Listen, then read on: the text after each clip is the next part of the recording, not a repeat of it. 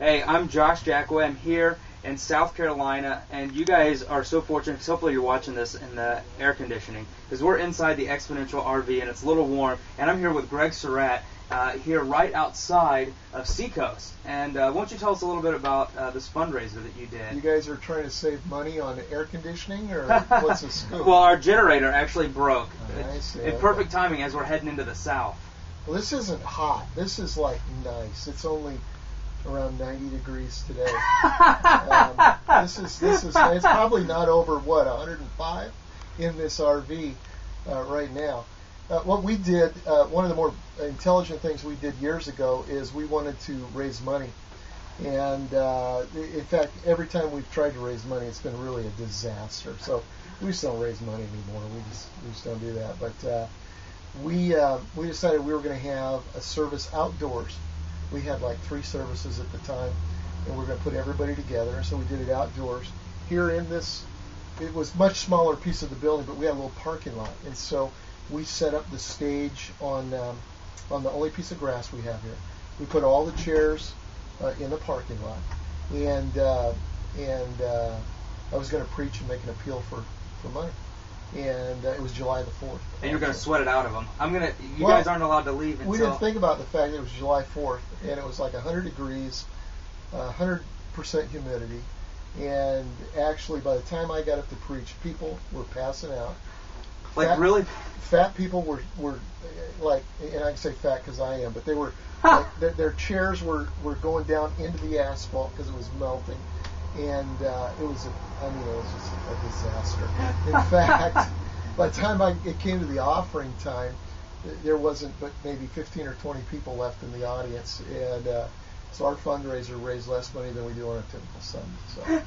So if you would like for fundraising consulting, just talk to me. I'll come help you.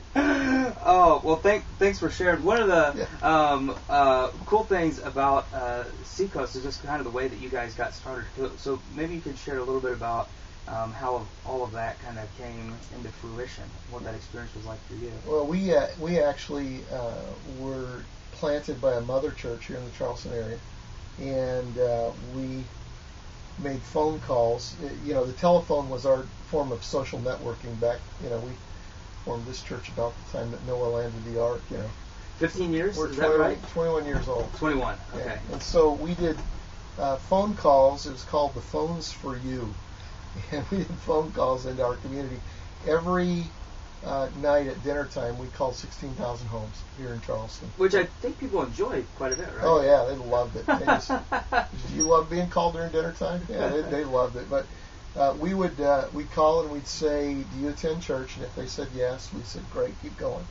And if they said no, we said, "Well, tell us why you think people don't go to church." And while we were calling, just before we started calling, PTL went, boots up. And then while we were making the calls, Jimmy Swaggart's ministry had a major problem. So people had a lot to say about why they didn't go to church. And so we kind of talked, collected information there, and so it was an interesting climate to start a church in, and we invited them to come.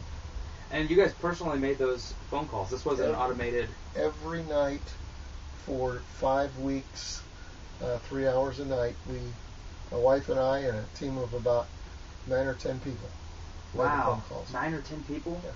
And you said you made how many each? 16,000. That's incredible. Yeah, every night. Do you have lots of voice spray that you're like squirting in there like an opera singer to keep your throat loosened up? Yeah, we just became accustomed to rejection. Hey, I'm the same way, man. I'm single. So what do you feel as keeping you awake these days? Like, what is God like speaking into your soul? How's the Spirit stirring you? I'm thinking a lot more about is what we're doing, and is the gospel making a difference in the communities that we're in. We're a multi-site church. We plant churches. And I know I woke up one day a couple of years ago, and USA Today magazine said that North Charleston is the 7th most dangerous city in America. And North Charleston is 15 minutes from where we sit I drove through it this morning. across 2 bridges. And it was like God's saying to me, what difference is the gospel making 15 minutes from where you're at? And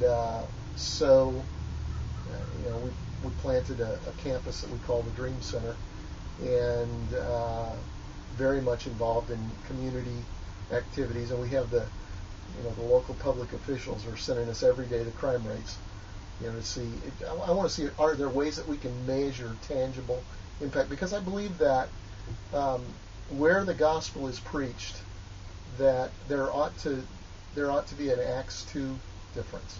There ought to be an Acts 2 change. If you follow the life of Paul, wherever Paul went, there was either revival or riots, to get him out of town. And honestly, when I look at my ministry or our ministry, I want the power of God to make a difference in the places where we're at. And so we're thinking a lot more about that.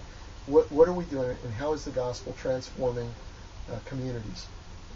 And so we're involved in a whole lot of community activity. You know what? If you guys want to start a riot, I'm pretty sure you guys start having church every Sunday outside, and you get a riot. Get a riot, people would leave. Yeah. But this is a great place. Are you insulting South Carolina or what? No, not at all. I think South Carolina is rather insulting me. I'm not. Okay. But no, thanks a lot for your time. I really appreciate you taking time. And we're here at the Fine Conference, and thanks for joining us.